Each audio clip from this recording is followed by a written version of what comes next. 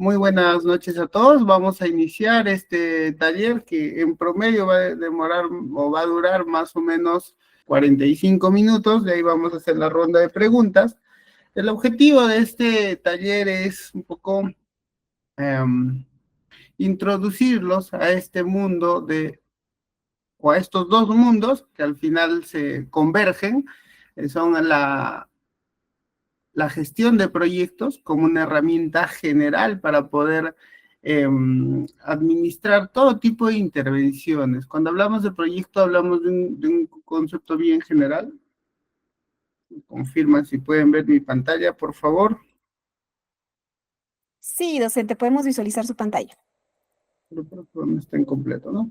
Ya, entonces, este taller es sobre Crystal Ball y como les decía, para empezar tenemos que definir bien qué es un proyecto, porque usamos este término de forma coloquial, ¿no? Siempre hablamos, ¿cuál es tu proyecto de vida? ¿O qué proyectos ves en tu trabajo? ¿O cómo te proyectas, no? Entonces, cuando hablamos de un proyecto, siempre vamos a hablar de un esfuerzo temporal que se lleva a cabo para crear un producto, servicio, resultado único. Cuando hablamos de esfuerzo temporal, significa que esta intervención o este proyecto está limitado en el tiempo, es decir, tiene un inicio y un final. Supongamos alguno de nosotros está haciendo su tesis para maestría, su tesis de pregrado. Se supone que esto es un esfuerzo temporal, hacer la tesis, no nos vamos a llevar toda una vida haciendo la tesis, ¿no? Entonces, para nosotros debe estar limitado en el tiempo. Y el objetivo es crear un producto, servicio, resultado único, ¿no? Cada tesis debe ser única, ¿no? No vamos a estar copiando del vecino, del amigo o de otro tesista, ¿no? Y la idea es de que ese resultado que se va a obtener, ¿no? Tenga la conformidad, la validación por quien corresponde. Es decir, puede ser un cliente en términos generales o puede ser sus dictaminantes, sus asesores o sus replicantes de la tesis. En términos comunes sería eso, pero si hablamos en términos empresariales, un proyecto podría ser implementar una planta de transformación, ¿no? De frutas a enlatados, ¿no? Entonces, la implementación de la planta de producción, el equipamiento, la infraestructura, la capacitación al personal, la implementación de los sistemas de gestión, ¿no? De salubridad y todo eso va a ser un proyecto porque va a estar limitada en el tiempo. Eso lo podríamos hacer, por ejemplo, en unos 6 meses o 9 meses, todo el proceso de implementación y va a generar un resultado único, claro, la planta misma de producción. Una vez se haya culminado con el proyecto, se haya cerrado el proyecto, ya inicia la etapa de funcionamiento, ¿no? Donde va a llegar la fruta, va a entrar un proceso productivo y van a salir ahí los enlatados, ¿no? Eso ya corresponde a una etapa de funcionamiento, como muchos otros lo conocen, operación y mantenimiento. Eso es un proyecto privado. Lo mismo ocurriría si vamos a implementar o vamos a construir edificios para departamentos, ¿no? Somos una constructora, imaginemos todos nosotros, y empezamos a construir cada edificio. Aun cuando todos los edificios tengan el mismo diseño arquitectónico, cada uno de esos es un proyecto propiamente, ¿no? ¿Por qué? Porque cada uno de ellos se implementa con diferente personal o aun cuando fuera el mismo, la interacción entre cada uno de los involucrados va a hacer que el proyecto sea diferente, ¿no? En cuanto a su gestión. Los edificios al final pueden salir exactamente idénticos, pero la gestión misma de cada uno, de la implementación o la construcción de cada uno de los edificios va a tener sus propias particularidades. Todo proyecto siempre va a nacer de una idea, pero entendiendo que la idea puede ser una oportunidad de negocio, un contrato, un plan de desarrollo. Por ejemplo, si hablamos en el sector público, la idea siempre va a salir de los planes de gestión, ya sea el POI, que ahora es multianual, o la programación multianual de inversiones, o puede salir de un documento de gestión, o simplemente de un requisito que te ponen para poder titularte, como es la tesis, ¿no? Una vez se implemente el proyecto, vamos a tener el producto, ¿no? O el resultado que se va a obtener. Ahora en la modernidad que vivimos, eh, ya los proyectos se han ido diversificando. Antes, cuando hablábamos de proyectos en general y las buenas prácticas para la dirección de proyectos, siempre hablaban de proyectos grandes, ¿no? Por ejemplo, puertos, túneles, puentes, carreteras, ¿no? Entonces, las metodologías, las buenas prácticas estaban dirigidas a solucionar este tipo o mejorar la gestión de este tipo de intervenciones, ¿no?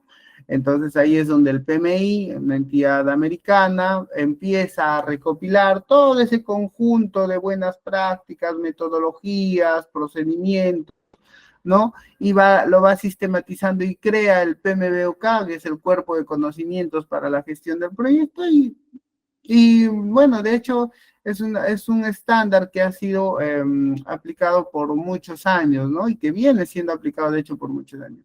Pero con el tiempo, y sobre todo a partir del COVID, me parece a mí, ha empezado una revolución en la cual los sistemas de información o la infraestructura tecnológica se han convertido en la mayor cantidad de proyectos y que quizá las de mayor impacto, las más importantes en la modernidad, ¿no? Empresas como Nokia, ¿no? O Kodak, al no haber tenido una adecuada gestión de proyectos, han sido empresas que en algún momento han fracasado o han perdido posicionamiento en el mercado. Entonces, ahora pasamos a una etapa donde tenemos proyectos sobre todo adaptativos, híbridos, que trabajan en un entorno de caos, con harta incertidumbre, con muchos riesgos, ¿no? Por ejemplo, uno de los riesgos para las empresas que desarrollan software, infraestructura tecnológica, es saber realmente cuál es la necesidad del cliente. A veces ni el cliente sabe lo que quiere, pero las empresas tienen que averiguarlo, ¿no? Y para eso se han creado metodologías nuevas como Design Thinking, Scrum, Canva, un montón de metodologías que de alguna forma trabajan en un entorno adaptativo, en un entorno con altos niveles de riesgo. Entonces, en la gestión de proyectos tenemos esos dos extremos, los proyectos predictivos, es decir, donde ya sabemos cuál es el alcance, por ejemplo, cuando ustedes quieren construir su casa, ya saben sobre qué terreno es, no, pues imagínense un terrenito de 300 metros cuadrados donde vamos a construir nuestra casita, nuestra piscina, ¿no? Entonces, cuando diseñamos el proyecto ya el alcance está definido, ¿no? Porque decimos, necesitamos 4 habitaciones para, ¿no? Una sala, un comedor, 3 baños, ¿no? La piscinita, la casita del perro, entonces son proyectos donde en la etapa de planificación tú ya sabes cuál es el alcance. Puede cambiar, más o menos, puede haber variación, pero tú ya más o menos tienes certeza del alcance que quieres tener. Pero cuando desarrollas proyectos tecnológicos, por otro lado, ya hablamos de proyectos donde no sabemos cuál es el alcance, no sabemos lo que el cliente quiere o lo que el cliente necesita. Entonces ahí, conforme va avanzando el proyecto, nos vamos adaptando a lo que vamos descubriendo del cliente, ¿no? Entonces empezamos con desarrollar pequeños productos, prototipos, que el cliente va validando y con el tiempo se van perfeccionando, se va ampliando, se va escalando, como dicen los ingenieros. En general, el objetivo de la dirección de proyectos es que estos sean exitosos, ¿no? Podemos hablar de un ejemplo para quienes son de Perú en el taller, seguramente han escuchado de un producto turístico, ¿no? Que es el Cerro Vinicunca o el Cerro Siete Colores, ahí miren toda su majestuosidad, ¿no? Pero este recurso, ¿no? Turístico, cuando inició con un proyecto que buscaba promover que visitantes, allá por el 2016 les estoy hablando, la municipalidad busca promover de que vayan más turistas a este lugar. En esa época muy poca gente conocía del recurso vinicunca. Entonces hizo un proyecto en el cual el 90, no, perdón, el 80-85% de la inversión estaba dirigida a construir este museo de sitio. Como verán, ahí es una infraestructura pequeña, pero que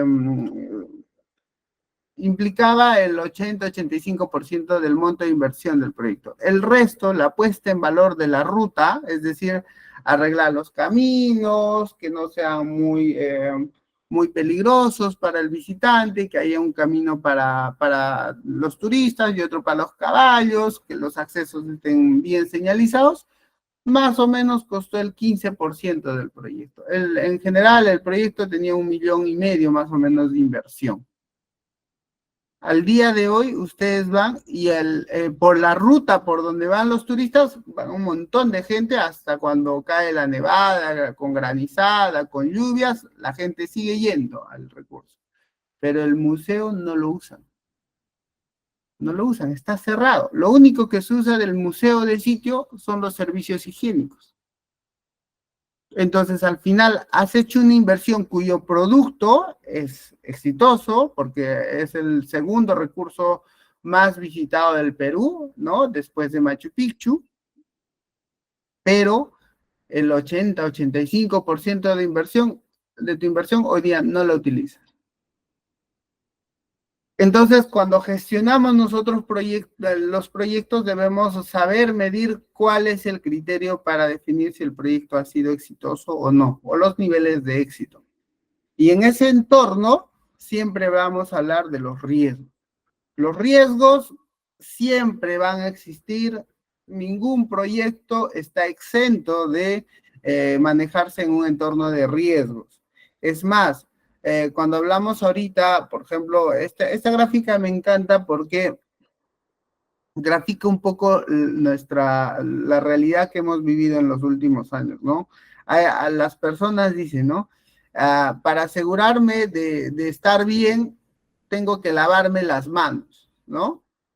Y ahí detrás viene la ola del COVID, que creímos que era lo más fuerte que podía impactar a nuestra sociedad, y de hecho lo fue porque nos cambió la vida en algún momento. Nadie esperaba el encierro general de las economías, no tanto locales como internacionales, pero luego de eso se nos está viniendo, estamos en un proceso de recesión que nos está golpeando quizá igual o más que el COVID, pero ahí atrás, ¿no?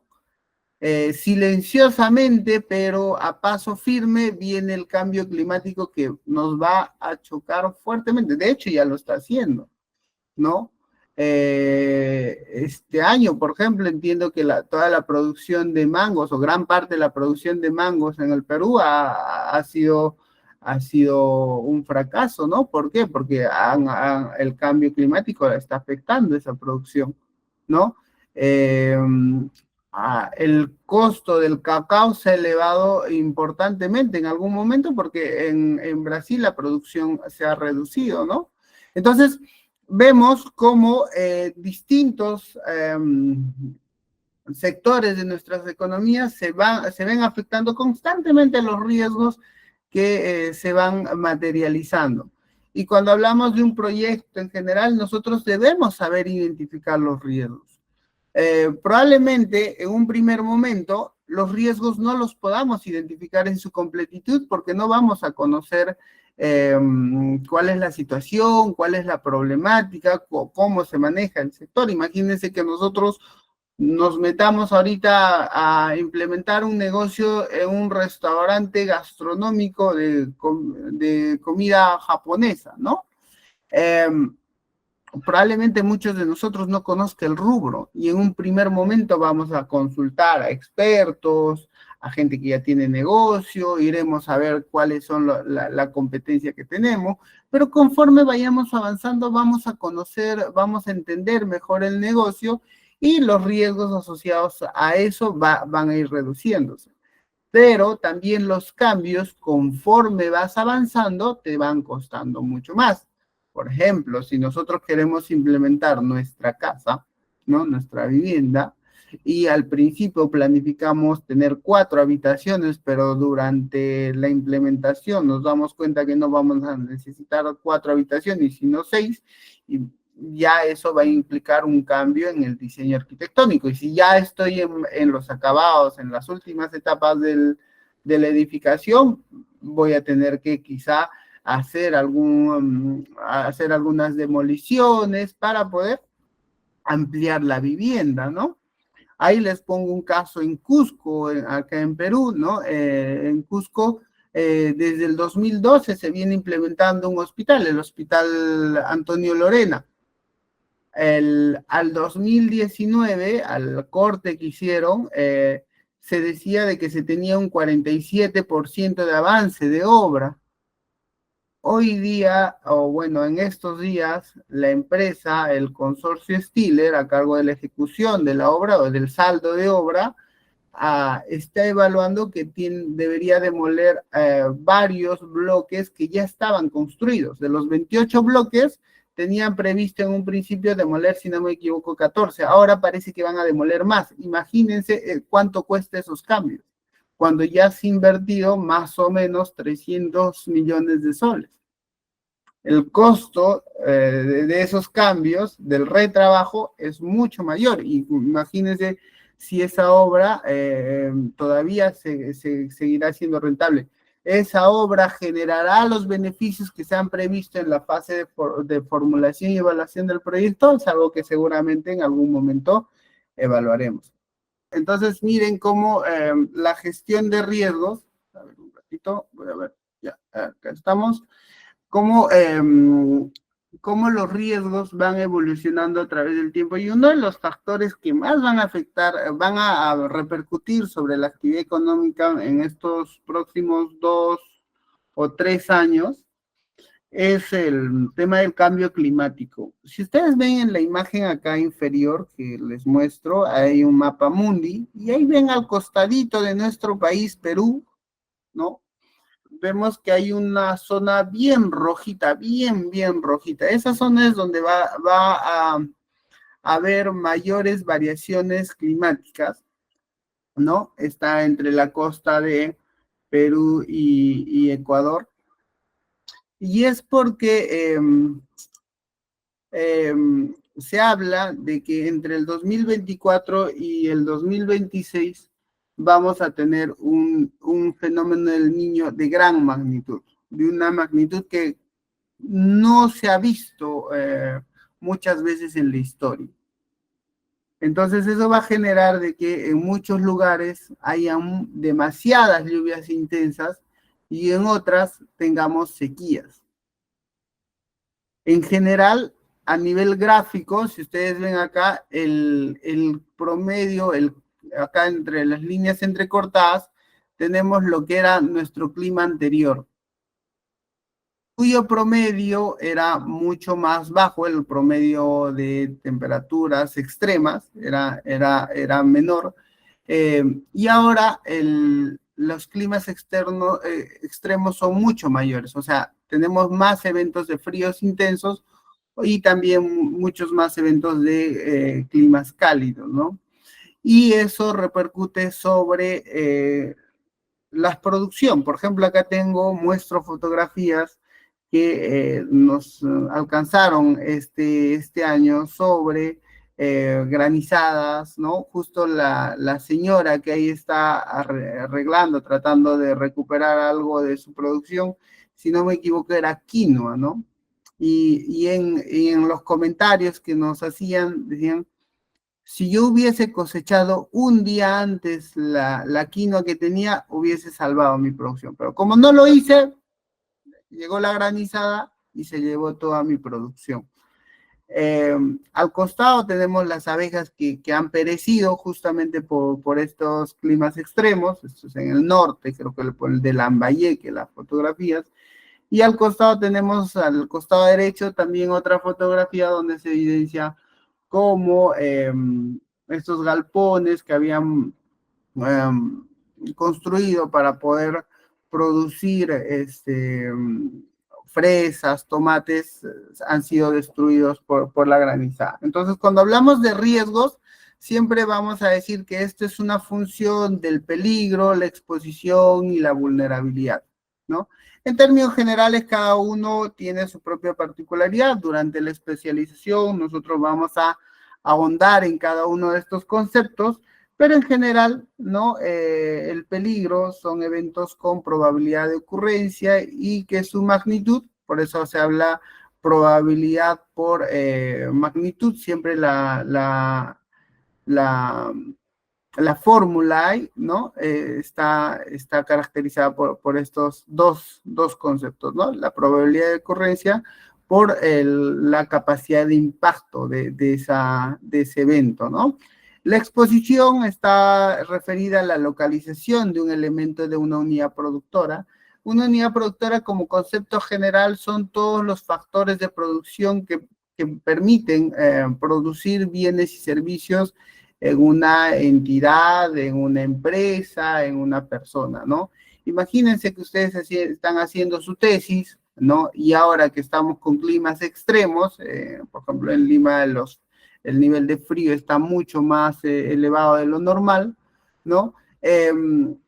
Ustedes o sea, si yo estaría haciendo mi tesis, yo soy mi misma unidad productora, pero si me enfermo con gripe, neumonía, probablemente no voy a poder producir. Y si voy a estar andando sin cuidarme, sin alimentarme bien, sin dormir bien, probablemente me voy a exponer a que pueda enfermarme de estos males, ¿no? Y la vulnerabilidad es la susceptibilidad de que la unidad productora y los usuarios puedan sufrir daños por la ocurrencia de un peligro. Acá siempre vamos a hablar del nivel de fragilidad y resiliencia, ¿no? Por ejemplo, una persona con defensas bajas, siempre su nivel de fragilidad va a ser altísima, ¿no? Y la resiliencia es la capacidad de respuesta que tenemos, ¿no? Por ejemplo, aquellas localidades donde se tienen sistemas de alerta temprana o aquellas localidades que tienen las juntas vecinales contra la delincuencia, su nivel de resiliencia ante un robo es elevadísimo, ¿no? ¿Por qué? Porque toda la población, la comisaría, el serenazgo están involucrados en este objetivo. Entonces, cuando vamos a hablar en este caso del Crystal Ball y cómo nos ayuda a gestionar riesgos, ya entrando a la temática específica, siempre vamos a hablar de un triángulo de talentos en el cual acá tenemos a nuestro Superman, ¿no? Pero en realidad es un director de proyectos, y si nosotros quisiéramos ser así, de ese nivel, un gestor de proyectos, un buen gestor de proyectos, tenemos que desarrollar nuestros talentos en estos tres ámbitos, ¿no? Primero en el liderazgo, ¿no? No solamente el líder es aquel que está a cargo de un equipo, a cargo de un proyecto, como gerente, como residente, como director, sino es aquella persona que contribuye positivamente sobre el equipo. Como les digo, no necesariamente siendo el jefe, ¿no? Sino que siempre va a priorizar el resultado como equipo más que como persona, ¿no? Si hablamos de un equipo de fútbol, es el que desde su posición va a coadyuvar a que el equipo logre el resultado que se desea, ganar el partido, lograr un campeonato, ¿no? De ahí es importante que nosotros conozcamos bien la estrategia y el giro de negocio. Es decir, si yo trabajo en el sector manufactura, tengo que conocer sobre todo los procesos, las normas técnicas, los reglamentos, las directivas, los procesos necesarios para que la empresa sea exitosa en ese rubro. Si trabajo en el sector público, ¿no? Gestionando proyectos, tengo que conocer sobre contrataciones, sobre inversión pública, sobre presupuesto, ¿no? Sobre planeamiento. Tengo que tener un conocimiento general de todos los sistemas administrativos que soportan la administración pública en este caso, ¿no? Y de ahí es bueno que cualquier director de proyecto tenga o cuente con herramientas técnicas en gestión y dirección de proyectos. Una de esas herramientas es el Crystal Ball, porque te permite poder cuantificar los riesgos, su nivel de impacto sobre los indicadores de resultados que tiene el proyecto y también te permite tomar decisiones de forma oportuna, ¿no? Un buen director de proyectos no te asegura el éxito de un proyecto, pero sí te eleva la probabilidad de éxito a través del uso de buenas prácticas. Eso es importante aclarar porque cuando hablamos de que empezamos a utilizar buenas prácticas en dirección de proyectos, entramos a un proceso de mejora continua. Todo esto está amarrado al círculo de Deming o al proceso de mejora continua, ¿no?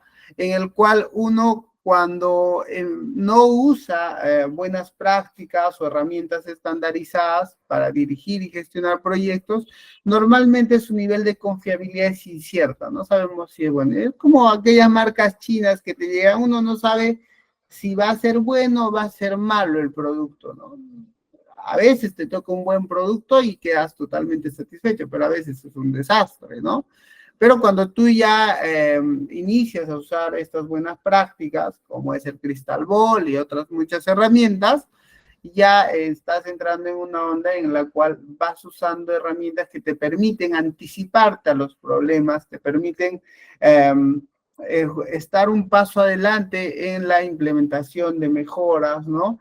Y de ahí ya entras a un nivel de confiabilidad y certeza. Ya aquellas personas que entran en el proceso de certificación ya entran a un proceso de eficiencia en el cual van mejorando sus técnicas, ¿no? Hasta convertirse en un modelo de excelencia. Lo mismo ocurre con el tema de proyectos, lo mismo ocurre con el tema de gestión de riesgos. Bueno, esta es la primera parte de la presentación. Ahora vamos a hacer un pequeño taller de cómo desarrollamos los ejemplos de la aplicación del Crystal Ball durante toda la especialización. Como les decía, durante el curso voy a quitar esta pantalla y voy a compartir ahora sí toda mi pantalla y les voy a compartir una hoja en Excel, ¿no? El Crystal Ball, a ver, me confirman si se puede visualizar, por favor. ¿Me confirman? Entonces, el Crystal Ball es una herramienta complemento al Excel.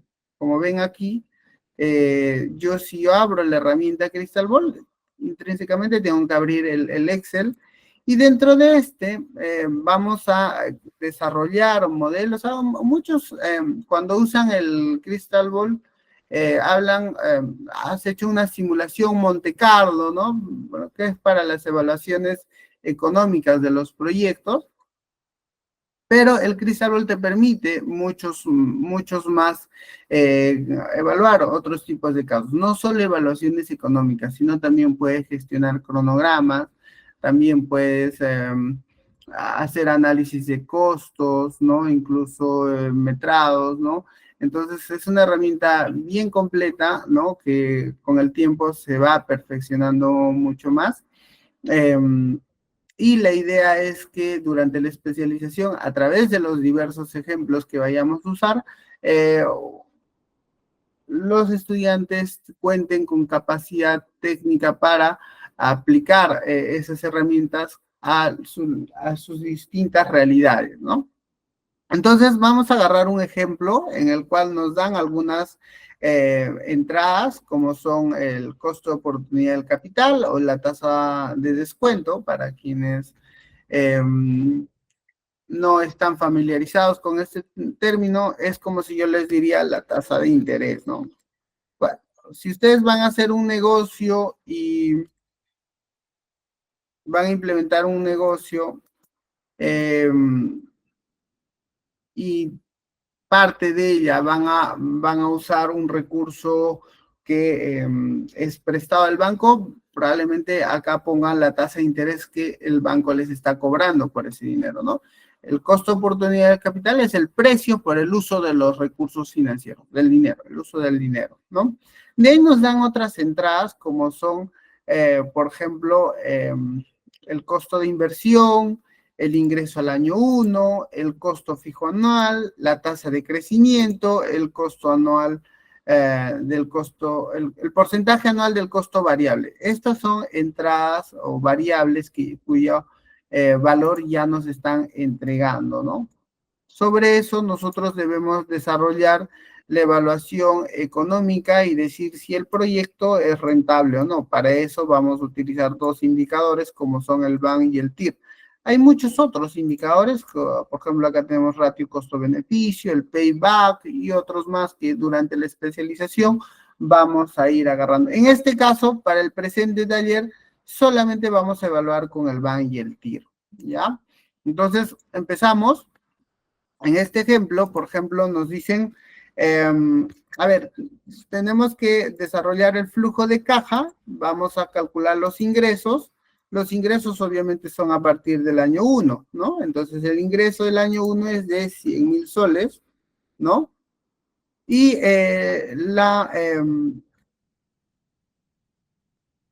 la premisa nos indica de que la tasa de crecimiento de los ingresos es de 5%, ¿no? Entonces, para calcular o proyectar el ingreso, vamos a aplicar la fórmula de valor final. El valor final es igual al valor inicial, ¿no? Por 1 más la tasa de interés, que es 5%, ¿no? Y esto lo vamos a estabilizar para que podamos correr o jalar la fórmula en términos coloquiales, ¿no? Y ahí lo jalamos hasta el año 10.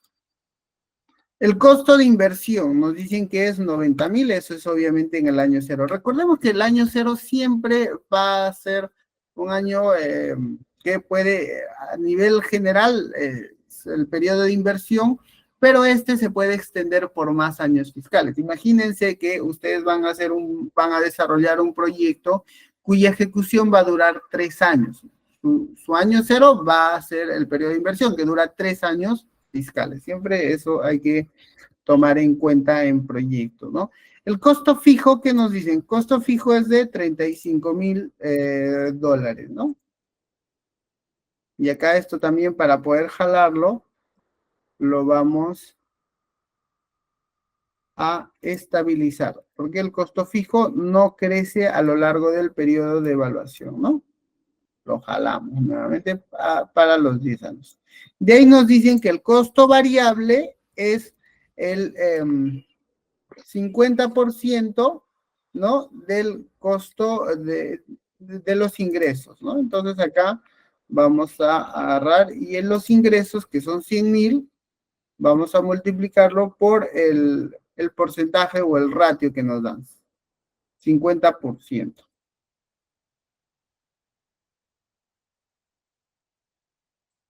Entonces esto al jalarlo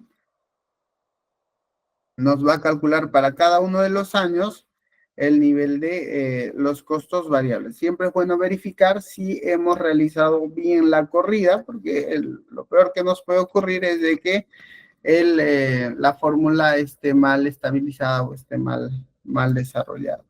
Siempre es bueno, durante la especialización también les vamos a dar los tips para poder desarrollar los controles de calidad en el Excel. Siempre es importante tener un alto nivel de certeza en que nuestro Excel no se equivoca. En la redacción de los informes quizás nos podemos equivocar, pero en el Excel no es bueno equivocarse en eso, ¿no? Entonces, para calcular el resultado del flujo de caja, ¿qué hacemos? Calculamos a través de la fórmula ingresos menos costos. Entonces, vamos a calcular ingresos menos los costos, menos la suma de los 3 tipos de costos que tengo, ¿no? El costo de inversión, el costo fijo y el costo variable. Entonces hago la sustracción y eso lo proyecto, ¿no? ¿Estamos? Entonces, acá vemos de que nuestro proyecto inicia con una inversión de 90,000, que obviamente es negativo, acá lo señala entre paréntesis, y a lo largo de los años el negocio a nivel general de cada año es rentable, ¿no? Por ejemplo, el primer año nos genera una rentabilidad de 15,000. Pero vamos a ver en el flujo acumulado en qué periodo o en qué año la inversión, entre comillas, se recupera, ¿no? Para eso vamos a aplicar la fórmula del resultado del año anterior más el resultado parcial del año presente, ¿no? Entonces, y eso también lo jalamos. Y acá nos damos cuenta de que en términos generales, entre el cuarto y quinto año, yo voy a recuperar la inversión realizada. Eso es muy importante porque a algunos inversores les importa saber en qué momento van a recuperar su platica, ¿no? Esa es la pregunta. ¿Cuándo voy a recuperar lo que he invertido? Bueno, lo vas a recuperar entre el cuarto y quinto año, ¿no?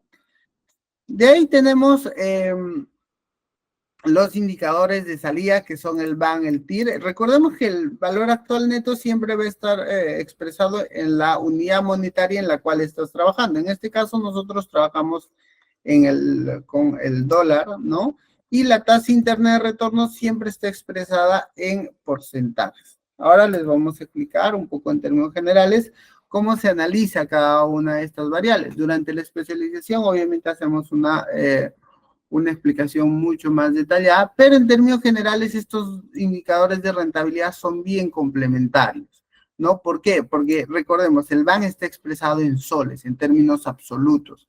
Imagínense que yo les digo, a ver, vamos a calcular primero acá el BAN, ¿ya? Vamos a calcular, para el cálculo del BAN vamos a usar la fórmula BNA, VNA.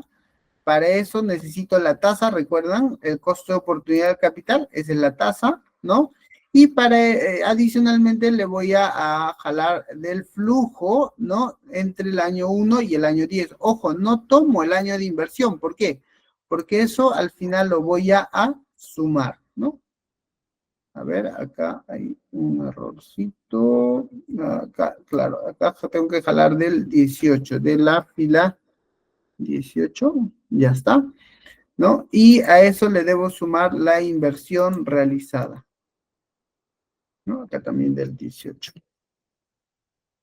Entonces, miren, de acuerdo a la evaluación, el proyecto es rentable porque el BAN es positivo, es mayor a cero. Dice que si el BAN es positivo, es decir, es mayor a cero, ¿no? El proyecto es rentable y se recomienda invertir, ¿no?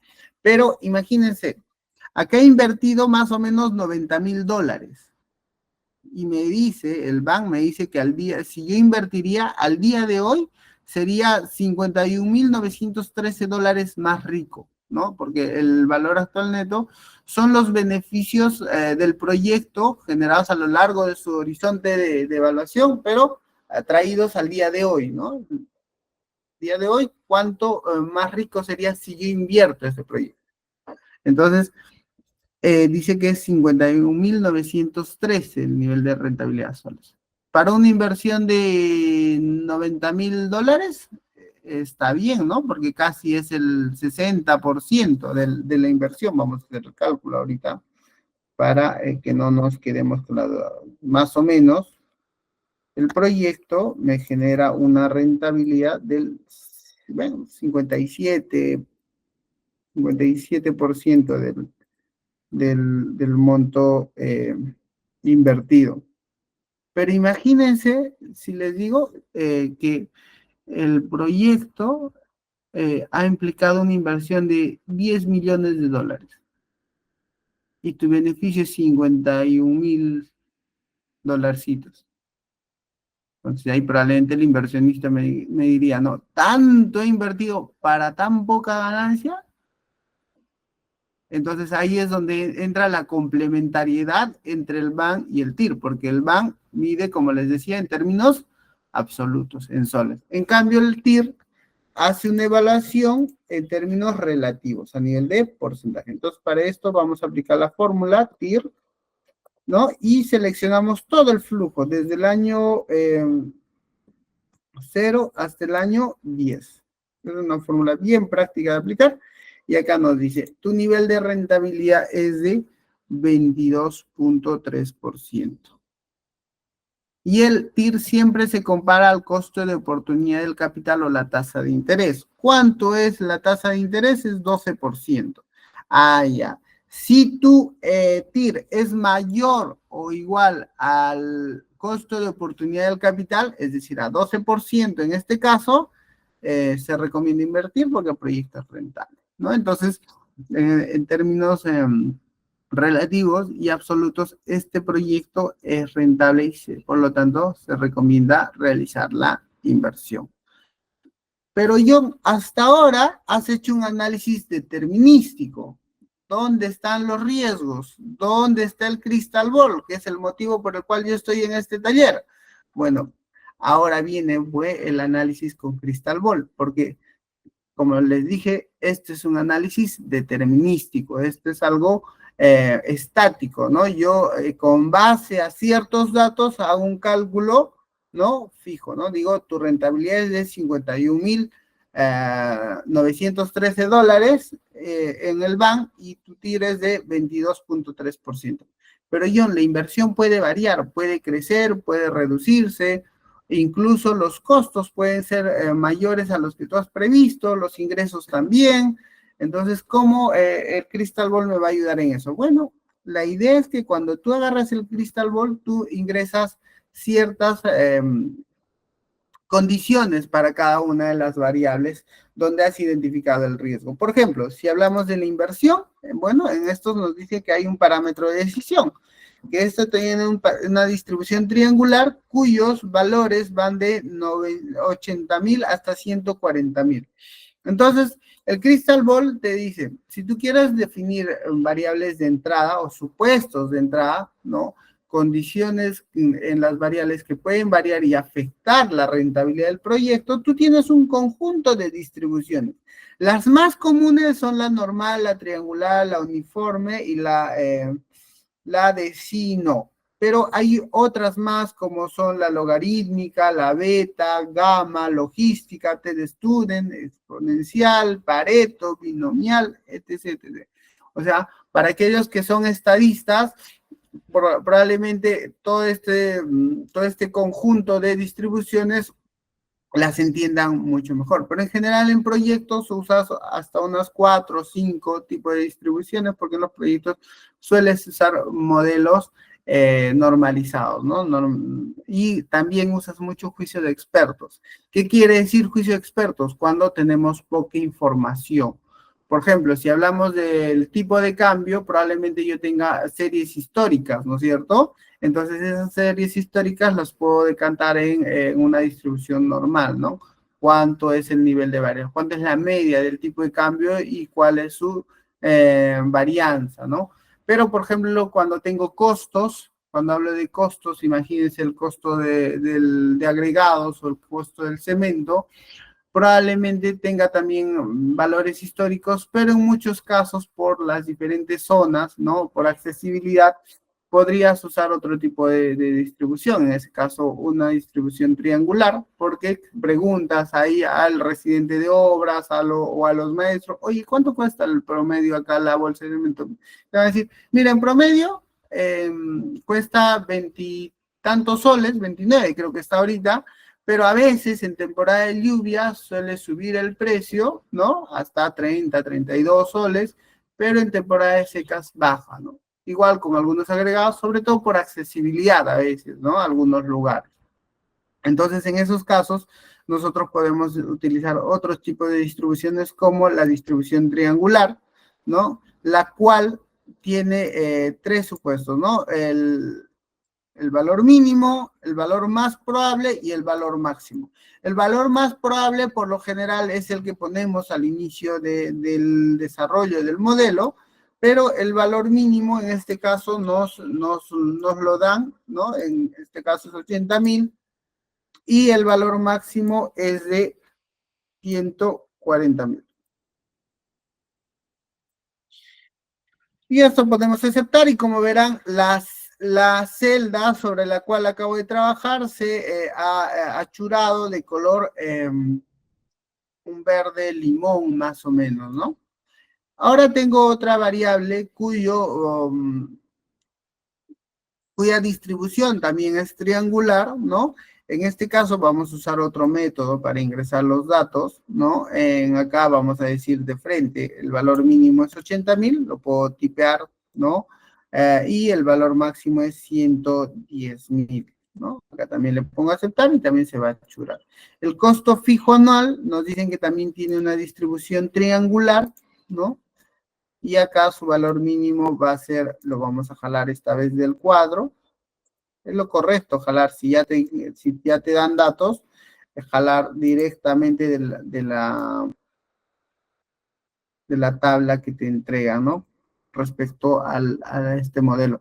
Ahora, no es el único tipo de distribución. Por ejemplo, en el ejemplo nos dicen, oye, para el porcentaje anual del costo variable, vas a tener una distribución normal donde nos piden dos datos. La media, que es 50%, y la desviación estándar, que es, en este caso, 2%.